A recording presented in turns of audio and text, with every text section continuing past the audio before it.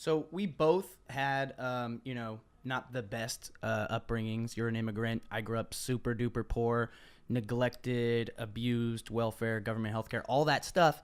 And I'm super thankful for it because it gave me a huge advantage. Because, I for one, being neglected, I learned to get attention and what to do with it. And because I never had anything, I could give a fuck less. I had nothing to lose. Anything was better than that. And I existed with my back against the wall. So I'm comfortable with my back against the wall, but many people are not. Many adults in this world, they don't want to take any risk. I tell them how to hustle and they're like, but what if, and I'm like, yo, if there's no what ifs, it's not even worth doing. You know what I mean? And so my question to you is, how can we raise our children to have that mentality, or I guess, can it be taught without being bad parents?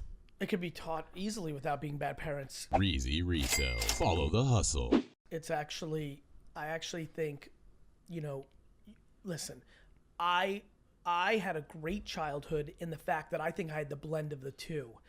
I don't come from the background that a lot of people come from, true poverty or true like abuse, whether mental, physical. So I think there's a lot of people similar to me that come from an energy that's darker than mine. I think my energy is more lighter by luck. That's not me being better. That's me being a product of my circumstance.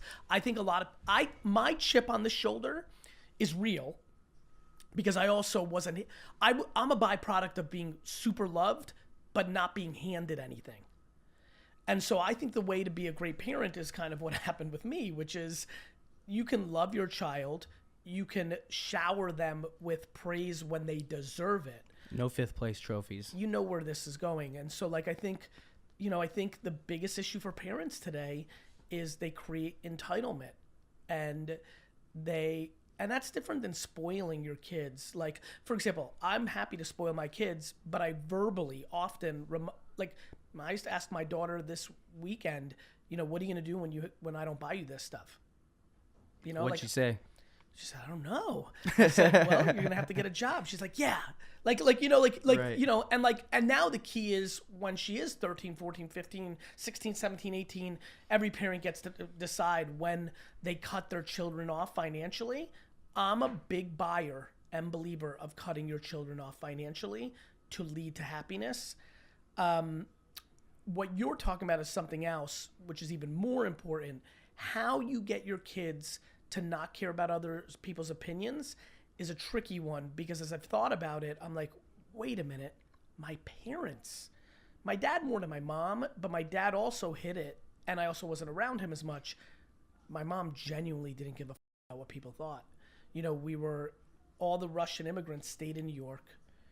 All the Russian immigrants went on vacations and flashed their cash as they got older. And my mom was referred to by Russian friends and acquaintances as like the girl that's in the boondocks doing nothing with her life.